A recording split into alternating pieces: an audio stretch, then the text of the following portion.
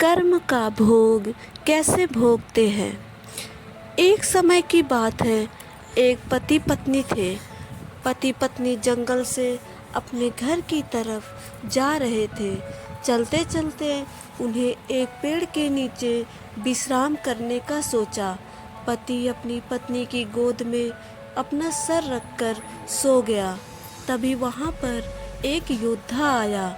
योद्धा भी विश्राम करने के लिए पास वाले पेड़ के नीचे बैठ गया। पत्नी उस योद्धा से कहती है, मैंने कभी अपने जीवन में तलवार नहीं देखा। क्या आप मुझे कुछ समय के लिए अपनी तलवार देखने का मौका देंगे। योद्धा को उस औरत की बातों पर विश्वास हो जाता है और वह तलवार औरत को देखने के लिए दे देता है। औरत तलवार पकड़ते ही अपने पति का गला काट देती है और तलवार योद्धा की तरफ फेंक देती है और खुद नगर की तरफ भागते हुए कहती है, इस योद्धा ने मेरे पति को मार डाला। यह बात राजा तक पहुंची। राजा ने उस औरत की बात को सुना और योद्धा को दोषी ठहराया। राजा ने अपने सलाहकार से पूछा, उचित सजा क्या होनी चाहिए। सलाहकार ने कहा, महाराज, इस योद्धा ने अपनी तलवार से औरत के पति की हत्या की है, तो इसकी दोनों बाजुओं को काट देना चाहिए ताकि वह कभी भी तलवार न चला सके। राजा ने ऐसा ही किया। योद्धा की दोनों बाजुओं को कटवा कर उसे छोड़ दिया।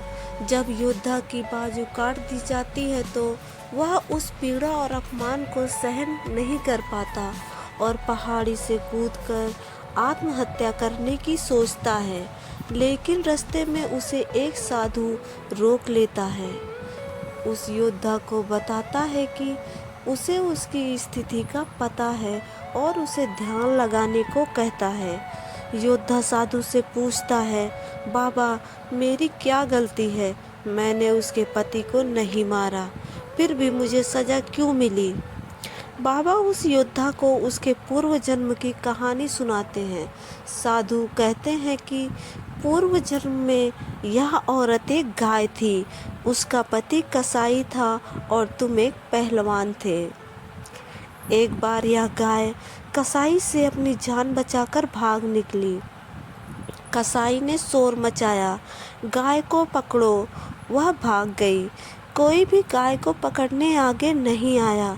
सब जानते थे कि यह गाय को पकड़कर मार देगा, पर तुमने अपनी शक्ति का प्रदर्शन करने के लिए आगे आए और अपनी बाजुओं से उस गाय के सींग को पकड़कर उसे रोक दिया और उसे कसाई के हवाले कर दिया। कसाई ने उसे मार दिया। वह गाय उसकी पत्नी के रूप में है और जो कसाई था इस जन्म में उसका पति था। उसे अपना बदला लेने आई थी और तुमने उस गाय को अपनी बाजुओं से पकड़ा था, इसलिए उसने तुम्हारी बाजुओं को कटवा दी। तुम्हें अपने पिछले जन्म के कर्मों की सजा इस जन्म में भोगना पड़ रहा है। इसलिए कहते हैं, कर्म फल भोगना ही पड़ता है। इस जन्म में नहीं तो अगले जन्म में हमें सदा अच्छे कर्म करने चाहिए। जैसे जिसकी सोच वैसे उसके कर्म, जैसे जिसके कर्म वैसे उसके फल।